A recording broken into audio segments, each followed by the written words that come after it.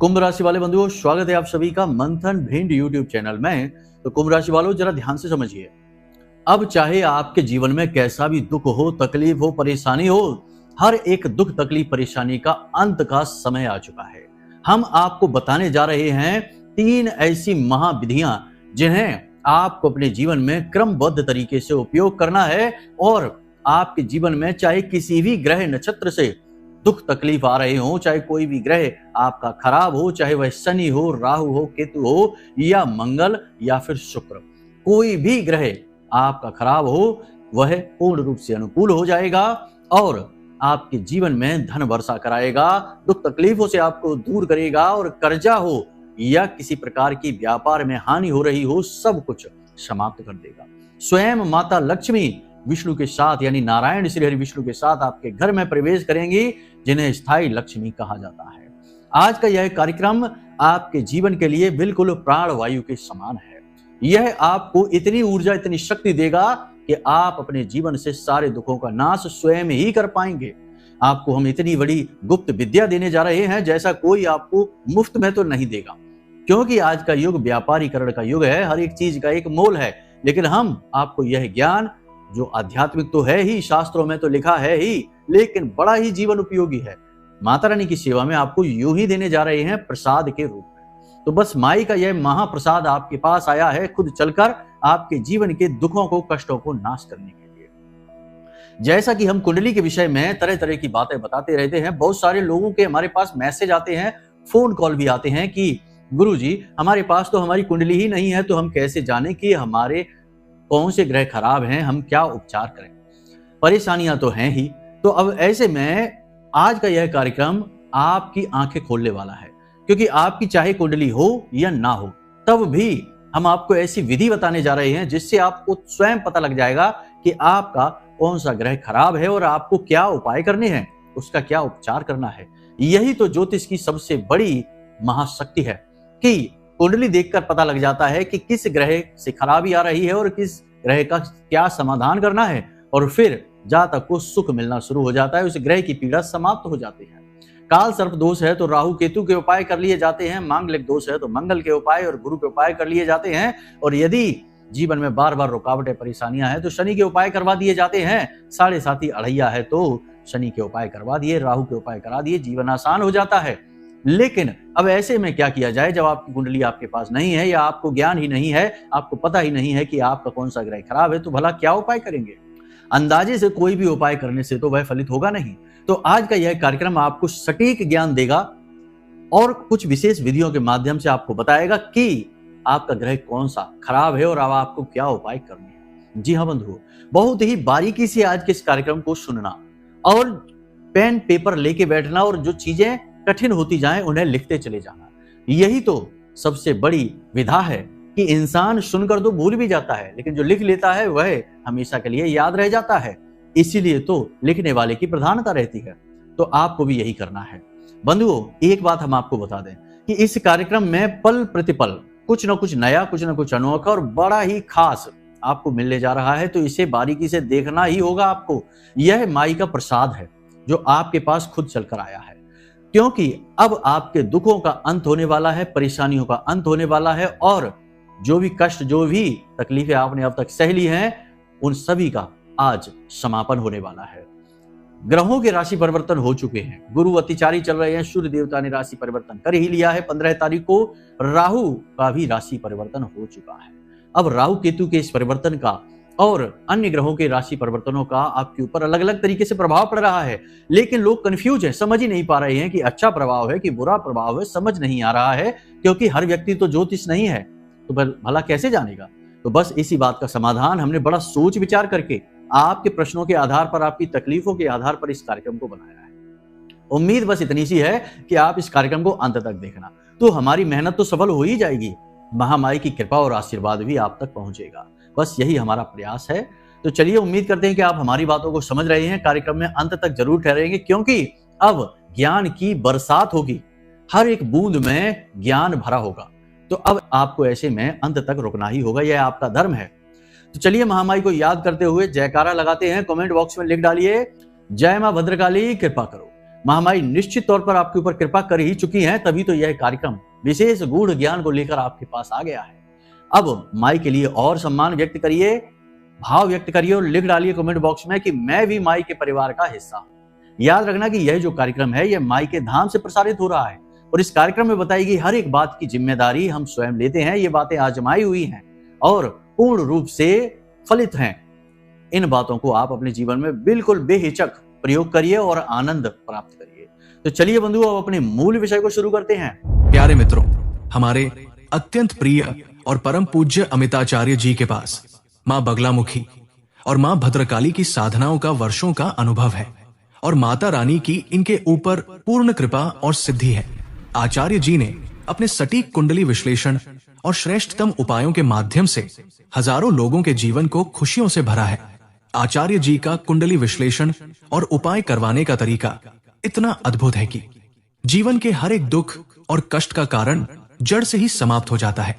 फिर समस्या चाहे जैसी भी हो, कर्जा बहुत बढ़ गया हो, व्यापार चल नहीं रहा हो, बीमारियों में आप बर्बाद हो चुके हो, रिश्तों में प्रेम समाप्त हो चुका हो, या फिर नौकरी ही ना मिल रही हो, विवाह में देरी होती हो, कैसी भी समस्या हो, इन समस्याओं का कारण क्या है, कौन सी महादशा परेशान कर रही है, कौन सा दोष लगा हुआ है, सब कुछ आचार्य जी इतना सटीक बताते हैं कि वर्षों वर्ष के दुख कुछ ही दिनों में समाप्त हो जाते हैं।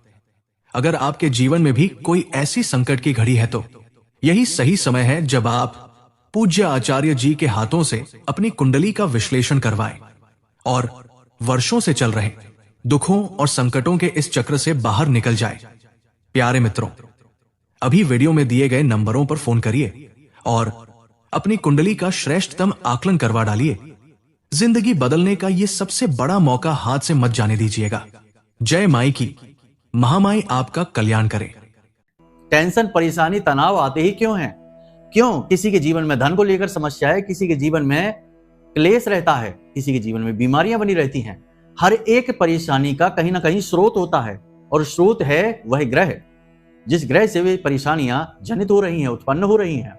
आज इसी के विषय में आपको थोड़ा थोड़ा ज्ञान देंगे, फिर आपको बताएंगे वे बहुत ही शक्तिशाली लेकिन बेहद गुप्त विधियां जिन्हें ज्योतिषी चुपचाप करवाते हैं लोगों से, ताकि सटीक आकलन हो सके और पता चल सके कि सचमुच में खराबी किस ग्रह से आ रही है। तो अब ध्यान से सुनिए। नौकरी करने वालों के लिए बार बार नौकरी में स्थायी नहीं हो पा रहे, बार बार नौकरी बदलनी पड़ रही है। जहां काम करते हैं वहां काम की कोई इज्जत नहीं है, आपकी भी कोई इज्जत नहीं है। आपसे लोग काम तो करवा लेते हैं लेकिन आपको महत्व नहीं देते, आपको क्रेडिट नहीं देते, वैल्यू नहीं देते हैं। दूसरा कि पैसा आपके पास अटक अटक के आता है। मान लो कि आपके काम के ही हैं 10,000 रुपए, लेकिन पूरे 10,000 नहीं मिलेंगे, 5,000 मिल जाएंगे, 4,000 मिल जाएंगे, फिर थोड़े मिलेंगे, फिर थोड़े। आपकी ही मेहनत का पैसा आपके पास एक बार में नहीं आता। पिता के साथ आपकी बनती नहीं है, किसी न किसी बात को लेकर पिता के साथ वैचारिक मतभेद बना ही रहता है, कभी कभी तो झगड़ा और विवाद भी हो जाता है। ये सारे संकेत हैं कि आपका सूर्य खराब है, इसे अनुकूल करने की आवश्यकता है। ठीक इसके विपरीत आपके मन में उथल पुथल बनी रहती है, मन में किसी बात को लेकर डर बना रहता है, सोचते बहुत ज्यादा हैं और सोचते सोचते लगातार नींद से दूर हो जाते हैं, यानी नींद लेने में परेशानी आती है, तनाव बहुत अधिक बढ़ जाता है और कभी कभी अपने आप को घात करने वाले ही विचार मन में आने लगते हैं कि अब तो जीवन बेकार है, कोई मतलब का नहीं है, क्या करेंगे यहां रहकर। इस तरीके के गलत विचार मन में आने लगते हैं, स्वयं के लिए ही हीन भावना भरने लगती है मन में और मां के साथ रिश्ता अच्छा नहीं रह पाता। आपका चंद्रमा खराब है, इसे दुरुस्त करना पड़ेगा। ये तो सिर्फ हम संकेत बता रहे हैं, अभी हम आपको विधि भी बताएंगे जिससे आपको तुरंत पता लग जाएगा। तो वहां तक भी आपको चलना है, धैर्य के साथ सारी बात सुननी है। ठीक इसी प्रकार बात बात पर गुस्सा आ जाता है, जरा सी बात पर भड़क उठते हैं, किसी ने कुछ कह दिया तो सहन ही नहीं होता, सहन शक्ति कमजोर हो चुकी है, योजनाएं सारी असफल हो रही हैं और जल्दी जल्दी बीमार हो रहे हैं और त्वचा और खून से जुड़े हुए विकार उत्पन्न हो रहे हैं। आपका मंगल खराब है, इसे ठीक करना होगा। इसी प्रकार कोई भी काम धंधा व्यापार है वो शुरू ही नहीं कर पाते हैं, बस योजना बनती रहती है, काम आगे टलता रहता है, शुरू नहीं हो पाता। शुरू अगर एक बार हो भी गया तो आगे नहीं बढ़ पाता, किसी न किसी बात को लेकर अटक जाते हैं, रुक जाते हैं। साथ ही साथ आप अपने मन की बात किसी से कह नहीं पाते हैं, कहना कुछ और चाहते हैं और कह कुछ और ही देते हैं, या आपकी कही हुई बातों का लोग कुछ और ही मतलब निकाल लेते हैं। आपने तो अच्छी भली बात बोली किसी से, लेकिन लोगों ने उसका उल्टा सीधा मतलब निकाल कर कुछ का कुछ बना दिया, या फिर आपके लिए फैसले बार बार गलत साबित हो जाते हैं। आपका बुध खराब है, इसे दुरुस्त करना पड़ेगा। इसी प्रकार संतान की तरफ से बड़ी पीड़ा है, संतान सुनती नहीं है, या संतान प्राप्त ही नहीं हो पा रही है, या फिर संतान किसी न किसी प्रकार से रोग से ग्रसित रहती है, और परिवार में भी पति पत्नी के बीच विवाद रहता है। पैसे को लेकर हर बार बात बिगड़ जाती है। कितना ही संतुलन बनाने की कोशिश आप करें, लेकिन तब भी पैसा बीच में आ ही जाता है और रिश्ता खराब हो ही जाता है। आपका गुरु खराब है, इसे दुरुस्त करना पड़ेगा। पैसे को लेकर हमेशा जेब खाली रहती है, कमाते चाहे कितना भी हो, लेकिन जेब में रुक बिल्कुल भी नहीं पाता है। पहली चीज तो पैसा कमाने में ही बड़ा भारी संघर्ष करना पड़ता है। कमा लिया तो पैसा रुकता नहीं है, आया एक तरफ से दूसरे तरफ से निकल गया। कर्जा लगातार बना रहता है और अपनी जरूरतों को पूरी करने के लिए पैसा हमेशा कम पड़ता रहता है। आपका शुक्र खराब है, इसे दुरुस्त करना पड़ेगा। हर काम देरी से होता है, अटक अटक के होता है। स्वास्थ्य भी खराब रहता है, जरा सा भी कुछ खा लिया पेट खराब हो जाता है। थकान, ऊर्जा की कमी हमेशा महसूस होती है, शरीर में भारीपन रहता है, कुछ भी करने का मन नहीं करता है, मन उदास रहता है, और काम शुरू करने से पहले ही मन में असफलता के नकारात्मक विचार आने लगते हैं। शनि खराब है, इसे दुरुस्त करना पड़ेगा। राहु और केतु की तो बात ही क्या करें। भगवान से अरुचि उत्पन्न हो गई, धर्म से अरुचि, भगवान का विरोध करने लग गए, भगवान से ही क्रोध दिखाने लग गए, अपनी गलतियों के लिए भगवान को कोस रहे हैं, किस्मत को कोस रहे हैं, अपने आप को भी कोस रहे हैं। तो ये राहु की खराबी है। केतु की खराबी बड़ी ही विचित्र है। केतु व्यसन में डाल देता है, जुआ, शराब, सट्टेबाजी और वेश्यावृत्ति खास तौर से। इन चक्करों में पड़ गए, नाजायज संबंधों में पड़ गए तो केतु खराब है। कभी कभी केतु की खराबी आपको जरूरत से ज्यादा आध्यात्मिक बना देती है। तो बात वही है कि घर गृहस्थी छोड़कर मंदिरों पर जाकर बैठ गए, भजन करने लग गए। अपनी जिम्मेदारियों का निर्वहन किए बिना ही संन्यास प्राप्त करने की कोशिश चल रही है। यह भी केतु की खराबी ही है, क्योंकि धर्म यह कहता है कि अगर आपके ऊपर कोई जिम्मेदारी आ गई है तो पहले उस जिम्मेदारी का निर्वहन कीजिए, फिर आप संन्यास लीजिए। यह शुद्ध यानी कि सही केतु की पहचान होगी। केतु संन्यास का कारक है, केतु अध्यात्म का कारक है, केतु ईश्वर में रुचि उत्पन्न करता है और गहरे ज्ञान को उत्पन्न करता है। परंतु खराब होने पर यह जिम्मेदारियों से भगाता है और कायरता दिखाता है। समझ लिया आपने सारे ग्रहों की खराबियां। आप अंदाजे से खुद अपने जीवन में पता लगा लेना कि किस तरीके की परेशानियां आपके जीवन में हैं, उसी ग्रह से वे परेशानियां आ रही हैं। अब एक सटीक उपाय समझिए, फिर हम आपको आपने जब पता लगा लिया कि किस ग्रह से खराबी है, तो फिर हम आपको बताएंगे उस खराबी को ठीक करने का बड़ा ही सरल उपाय। जी हाँ, बहुत ही सरल उपाय, आप टेंशन न लीजिए, बिल्कुल सटीक बातें आपको बता रहे हैं और इन बातों के प्रमाण आप अपने जीवन में बड़ी जल्दी देखेंगे। देखिए, अगर हम ये कह दें कि रातों रात चमत्कार हो जाएगा तो ये सत्य नहीं होता। बातें कहने में बहुत अच्छी लगती हैं, ये सुनने में भी बहुत आनंद आता है कि वाह, अब तो रातों रात चमत्कार। लेकिन चमत्कार करना भगवान का काम है। भगवान ने भी जब मानव देह धारण की, यानी कि जब अवतार ग्रहण किए, तो चमत्कार नहीं किए। तो कहने का मतलब यह है कि चमत्कारों की उम्मीद ना करिए, लेकिन चीजों में परिवर्तन होता है, यह बात निश्चित है। आज स्थिति जो है वह कल नहीं रहेगी और कल जो रहेगी वो परसों नहीं रहेगी, ये बात तो बिल्कुल निश्चित है। अब परिवर्तन सकारात्मक होगा या नकारात्मक, ये आपकी क्रिया शक्ति और आपके प्रारब्ध और आपके कर्मों पर निर्भर करेगा। तो कुल मिलाकर देखिए, चीजों को गंभीरता से समझिए, बारीकी से समझिए, तो आपको बहुत कुछ समझ में आ जाएगा। और यदि कुतर्क करेंगे, वितर्क करेंगे, तो फिर बस वही करिए, कुछ समझ में नहीं आएगा, पूरी बातें लगेंगी, फिजूल की बकवास लगेगी हमारी बातें। इसीलिए हम कहते हैं कि हमारी बातें समझ पाने के लिए थोड़ा सा बारीक होना पड़ेगा। अगर आप मौथरे रहेंगे तो आपको समझ में कुछ नहीं आएगा। ठीक है, तो कहने का मतलब यह है कि ध्यान से सुनिए। अब उपाय समझिए। देखिए, हर एक ग्रह का एक अनाज होता है। ठीक है, आपको ये उपाय किसी भी दिन से शुरू कर सकते हैं, किसी भी दिन से, कोई दिन की बाध्यता नहीं है, कोई पूजा पाठ नहीं, कोई साधना नहीं है, और किसी भी स्थिति और अवस्था में आप कर सकते हैं। आपको एक प्लेट लेनी है, प्लेट कोई भी हो सकती है, स्टील की ले सकते हैं या फिर चीनी मिट्टी की ले सकते हैं, फाइबर की ले सकते हैं, कोई भी प्लेट लेनी है, और उसमें आपको हर एक ग्रह के अनाज थोड़े थोड़े रख देने हैं। यानी 9 ग्रह हैं तो 9 अनाज आपको जगह जगह प्लेट में ढेरी लगा लगा के रख देने हैं। समझ में आ रहा है आपको? थोड़े थोड़े से रखने हैं, जरा जरा से। ठीक है, ढेरी लगा लगा के रख देनी है, यानी 9 अनाज की 9 ढेरियां बनेंगी। अब सवाल यह बनता है कि ग्रहों के अनाज क्या है, ये पता कैसे चले? तो ध्यान से सुनिए, लिस्ट आपको वीडियो में दिखाई दे रही है। लिस्ट के अनुसार गेहूं सूर्य को सूचित करता है, यानी सूर्य के लिए आपको गेहूं रखने हैं, चंद्रमा के लिए आपको चावल रखने हैं, मंगल के लिए आपको मसूर की दाल जो लाल होती है, छिलका उतरी होती है, वो दाल रखनी है। बुध के लिए आपको मूंग की दाल रखनी है खड़ी। गुरु के लिए आपको चने की दाल रखनी है। शुक्र के लिए सफेद तिल और शनि के लिए उड़द की दाल और राहु के लिए काले तिल, केतु के लिए भी काले तिल। ये लिस्ट आपको वीडियो में दिखाई दे रही है। इस लिस्ट को आप ध्यान से समझ लेना और इसी लिस्ट के अनुसार आप अनाज की ढेरियां लगा देना। अब राहु और केतु के तो काले ही तिल हैं, तो एक ढेरी राहु की और एक ढेरी केतु की अंदाजे से आप तय कर लेना और उसे फिक्स रखना, उसे बदलना नहीं, ठीक है। तो आपने 9 ग्रहों की 9 ढेरियां उस प्लेट में लगाई। अब उस प्लेट को आपको पूरे दिन के लिए, यानी कि जैसे सुबह 7 बजे आपने अपने घर की छत पर खुले में रखा है, तो अगले दिन सुबह 7 बजे ही उस प्लेट को देखना है, अपने घर की छत पर ले जाकर रख देना है। देखिए, ये प्रयोग सुनने में आसान जरूर लग रहा है, लेकिन ये प्रयोग बड़ा सटीक है। कैसे करना है अभी पूरी विधि नहीं हुई है, तो जरा ध्यान से समझिए। मान लेते हैं कि आपने सोमवार के दिन से यह प्रयोग शुरू किया। कोई भी कार्य शुरू करने के लिए सोमवार सर्वोत्तम दिन होता है।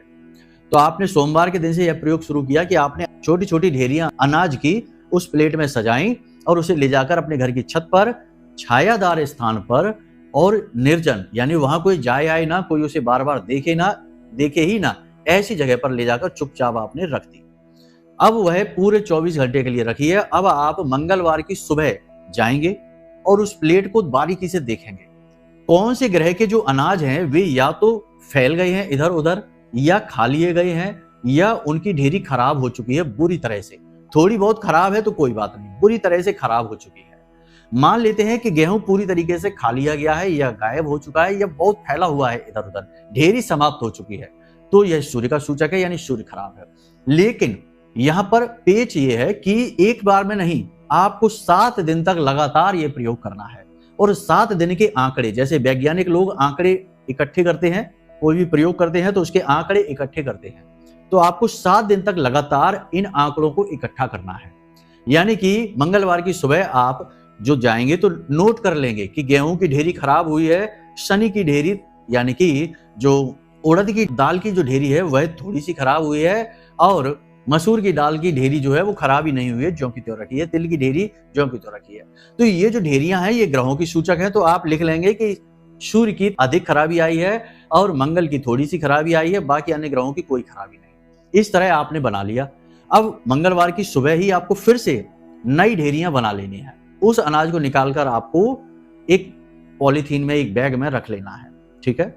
और उसे अपने घर की दक्षिणी दिशा में, यानी घर की छत पर जो दक्षिणी दिशा हो वहां पर इस अनाज को भर के रख देना है, क्योंकि यह निर्माल्य हो गया, प्रयोग से बाहर हो गई तो निर्माल्य हो गई। अब आपने फिर से ढेरियां बनाकर प्लेट में उसी स्थान पर फिर से रख दी। अब आप बुधवार की सुबह जाएंगे और फिर से सारे जो आपने देखा उस चीज को आप लिख लेंगे, किस किस ग्रह की खराबी दिख रही है। अब इसमें होगा यह कि लगातार आप लिखते जाएंगे, 7 दिन तक लगातार यह क्रिया चलेगी। तो एक थैली में तो अनाज इकट्ठा होता जा रहा है जो घर की छत पर दक्षिणी दिशा में रखा हुआ है, और एक तरफ आपका जो आपने डाटा लिखा है, यानी जो सूची बनाई है उसमें आपका डाटा कलेक्ट होता जा रहा है। अब 7 दिन के बाद आप उस सूची को बारीकी से आकलन करिए और उसमें ये देखिए कि किस ग्रह की ढेरी बार बार खराब हुई है और किस ग्रह की ढेरी कम खराब हुई है, किस ग्रह की ढेरी बिल्कुल भी खराब नहीं हुई। निश्चित तौर पर ये आपके कर्म, क्योंकि यह आपके स्वयं के द्वारा किया जा रहा कर्म है, तो आपकी ऊर्जा से प्रभावित हो रहा है, आपकी क्रिया शक्ति से संचालित हो रहा है, तो आप पर इसका गहरा प्रभाव रहेगा और आपकी मनोदशा को, आपकी ग्रह स्थितियों को सूचित करेगा। इस प्रयोग को, ये प्रयोग इतना सटीक है कि आप यकीन मानिए कि हमने जिस जिसको कराया उसके जीवन में ठीक उसी प्रकार की समस्याएं थी, जिस प्रकार ग्रहों की खराबी ये प्लेट के माध्यम से दिखाई दे रही थी। जी हाँ, तो आप भी इसे करके देखिए, आपको पता लग जाएगा। अंत में 7वें दिन आपका निष्कर्ष निकलेगा कि आपका सूर्य जो है वो पूरी तरह से खराब है। मान लो गेहूं हर बार खराब होते हैं, सूर्य पूरी तरह से खराब है, चंद्रमा आपका थोड़ा सा खराब है, मंगल आपका बिल्कुल खराब नहीं, शनि भी आपका थोड़ा सा खराब है। अब यहां से आपको क्या करना है, ये विशेष बात ध्यान से समझिए। अगले 7 दिनों तक इन्हें सुधारने की क्रिया चलेगी। तो जिस जिस ग्रह के जो जो अनाज खराब हुए थे, आपको एक पोटली बनानी है उस ग्रह की, और 7 मुट्ठी वही अनाज आपको उस पोटली में भरना है और मंदिर में जाकर चुपचाप दान कर देना है। मान लो सूर्य की खराबी हो रही थी, तो आपको एक सफेद रंग की पोटली लेनी है और उसमें गेहूं 7 मुट्ठी डालने हैं और उन्हें बांधकर पोटली और मंदिर में जाकर दान कर देना। 7 दिन तक लगातार आप इस क्रिया को करेंगे, साथ ही सूर्य को अर्घ भी अवश्य देंगे। सूर्य को अर्घ देने का कार्य तो आपको बहुत लंबे समय तक करना होगा, कम से कम 6 महीने से 1 साल तक लगातार। तो आपको सूर्य देवता की कृपा भी प्राप्त हो जाएगी, खराबी दूर हो जाएगी। इसी प्रकार चंद्रमा यदि आपका थोड़ा बहुत खराब दिख रहा है तो आपको चावल यानी कि सफेद रंग की ही पोटली में आपको चावल 7 मुट्ठी भरने हैं और मंदिर में जाकर दान करने हैं। लगातार 7 दिनों तक यह दान आपका चलता रहेगा। इसी प्रकार आपने देखना है कि जिस भी ग्रह की खराबी आई है उसी ग्रह का अनाज 7 मुट्ठी आपको उसी ग्रह के रंग के कपड़े में रख देना है।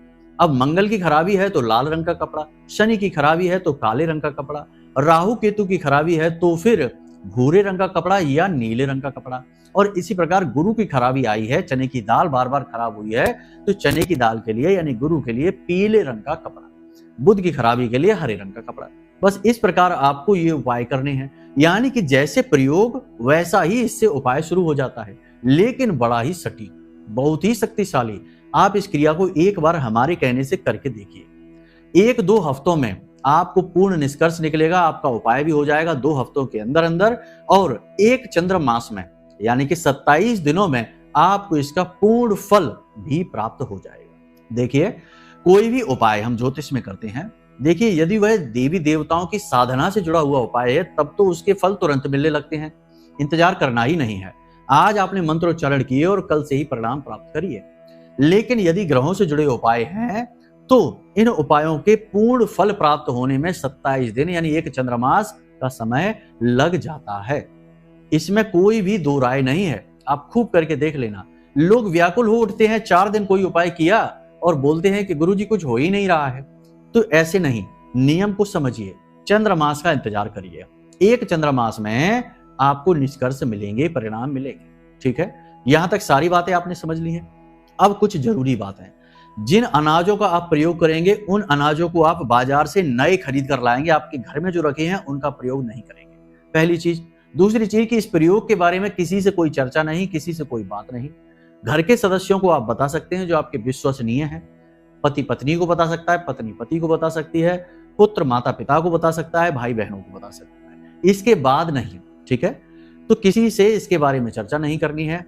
इसी के साथ साथ जब आप उपाय करना शुरू करेंगे यानी 7 मुट्ठी अन्न दान करेंगे मंदिर में जाकर, तो वह अन्न भी आप बाजार से लेकर ही आएंगे। कोशिश करें कि आपकी कमाई का पैसा उसमें लगे। इन बातों का आप ख्याल रखिए। किसी से उधार नहीं लेना है, किसी से मदद नहीं लेनी, और हाँ, यदि मदद या उधार ले ही ली है तो उसे समय पर वापस भी करना है, वह दायित्व बन जाता है तो वह करना भी है। तो इस प्रकार आपको समाधान स्वयं के स्वयं मिलेंगे। अब आपको टिप्स दिए जाते हैं कुछ जरूरी, जिससे कि आपने मान लिया कि अपना ग्रह ठीक कर लिए, अब आपको चाहिए माता लक्ष्मी की पूर्ण कृपा। तो माता लक्ष्मी की पूर्ण कृपा 2-3 तरीके से प्राप्त होती है। तरीके एक ही है, समझिए ध्यान से। पहली चीज तो वह है कि जो व्यसनी है यानी कि देर तक सोता है और जुए शराब सट्टेबाजी यानी अपनी इंद्रियों के सुख के लिए ही जीता रहता है, उस पर कभी माता लक्ष्मी की कृपा प्राप्त नहीं होती, चाहे कुछ भी कर लो। जिनके पास धन लक्ष्मी है भी, वे भी यदि भोगी बन जाते हैं तो उनके पास से भी चली जाती है, वो भी कंगाल हो जाते हैं। पहली चीज तो ये। दूसरी चीज ये कि जो लगातार एक काम पर ध्यान बनाकर रखता है यानी कि फोकस एक ही लक्ष्य पर रहता है, बार बार नहीं बदलता अपने लक्ष्य को, उस पर माता लक्ष्मी की विशेष कृपा होती है। तीसरा यह है कि जो बड़ों का सम्मान करे, अपनी भाषा शैली पर नियंत्रण बनाकर रखे, अपशब्दों का प्रयोग ना करे। इसी के साथ साथ आपको टिप्स दिए देते हैं कि जब भी आप किसी को पैसे दें तो पैसे का मुख जो है ना, जैसे फोल्ड हम करते हैं कागज को, तो जो फोल्ड किया हुआ मुख जो होता है वो हमारी तरफ होना चाहिए और पैसे का जो फोल्ड हिस्सा है वह दूसरे की ओर होना चाहिए। और मन में बोलें कि 708 अनंत होकर वापस आना। ये आप ट्राई करके देखना, बहुत काम करेगी चीज। दूसरा, आपकी हथेली पर शुक्र पर्वत है, यहां पर आपके अंगूठे के ठीक नीचे, यहां आपको लिखना है 24 यानी 24 और एक गोल सर्किल बनाकर उसे बंद कर देना है। सीधे हाथ की हथेली पर आप लिखेंगे और अंगूठे के नीचे वाले स्थान पर लिखेंगे। हरे रंग की पेन का आप प्रयोग करेंगे। पेन भी ऐसी कि दिन भर ये लिखा रहना चाहिए, मिटना नहीं चाहिए। आपने यह लिख लेना है, किसी से लिखवा लेना है, जरूरी नहीं आप ना लिख पाए तो किसी से लिखवा लें। यहाँ पर 2 जो है वह चंद्रमा है, 4 राहु है और दोनों का जोड़ 6 होता है जो माता लक्ष्मी यानी शुक्र है। और आपने हरे रंग से लिखा है, यह बुध का प्रतीक है, यानी कि संपूर्ण शुभ ग्रहों की ऊर्जा हर वक्त आपके साथ रहेगी आपके शुक्र पर्वत पर। आपकी ऊपर माता लक्ष्मी की विशेष कृपा रहेगी। तो बस इन बातों का प्रयोग करके तो देखिए, जीवन में 100% गारंटी से बदलाव आएंगे। हमने बदलाव स्वयं आते हुए लोगों के जीवन में देखे हैं, तभी आपको हमने यह कार्यक्रम बनाने के बारे में सोचा है। और फिर आपके प्रश्न भी आ रहे थे कि गुरुजी हमारे पास कुंडली नहीं है तो हम कैसे जाने कि हमारा कौन सा ग्रह खराब है, कुंडली ही नहीं है, चार्ट ही नहीं है, डिटेल ही नहीं पता है। अब भी यदि आपके पास डिटेल नहीं है, आपके पास कुंडली नहीं है, कुछ नहीं है, तब भी हमने जो नंबर वीडियो में दे रखे हैं, इन नंबरों पर एक बार फोन करके जानकारी लीजिए, तब भी आपकी कुंडली बन जाएगी। तरीके दूसरे हैं, उन दूसरे तरीकों को आजमाकर बनाई जाती है और बहुत सटीक रहती है। हमने बहुत लोगों की ऐसी कुंडली बनाई है जिनकी खुद की डिटेल नहीं है, लेकिन तब भी अन्य आंकड़ों के, अन्य विषयों के आधार पर हम कुंडली बनाते हैं। और यह पूर्ण रूप से ज्योतिषीय आंकलनों पर आधारित रहती है, नियमों के आधार पर ही होती है। तो एक बार फोन जरूर कर लेना, जिससे कि आपका सटीक आंकलन हो सके, क्योंकि समस्या आपकी है तो समाधान भी आपको ही प्राप्त होना चाहिए सटीक। ठीक है, तो उम्मीद करते हैं कि सारी बातें आपने समझ ली हैं। अब इन बातों का प्रयोग करेंगे और अपने जीवन को पूरी तरह से बदल पाएंगे। महामाई की कृपा आपको प्राप्त हो पाएगी। तो इसी के साथ साथ आज के इस कार्यक्रम को यहीं विराम देते हैं। हमेशा हंसते रहिए, मुस्कुराते रहिए, सकारात्मक रहिए, महामाई पर अपनी आस्था और विश्वास बनाकर रखिए, क्योंकि आपका उद्धार तो वहीं से होना है। तो प्रेम से बोलिए जय माई की। हमारे प्रिय और परम पूज्य आचार्य जी ने अपनी साधनाओं के अनुभवों पर आधारित शक्तिशाली उपाय और क्रियाओं के माध्यम से हजारों लोगों के जीवन को पूरी तरह से बदला है। आचार्य जी के द्वारा बताया गया हर एक उपाय इतना सटीक और कारगर होता है कि जो भी इसे पूरे भाव के साथ कर लेता है, उसे साक्षात महामाई की कृपा और आशीर्वाद प्राप्त हो जाती है। इसलिए निसंकोच इन उपायों को पूरे भाव के साथ करिए, आपका कल्याण होगा। जय माई की।